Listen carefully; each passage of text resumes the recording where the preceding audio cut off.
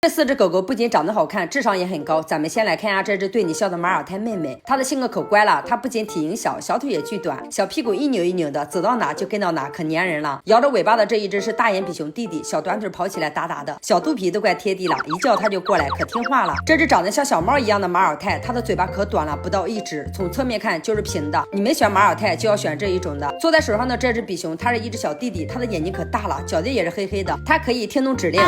转一圈，坐下。哎呦，真棒！我手，哎呦，好厉害呀！这4只哪只会让你们心动呢？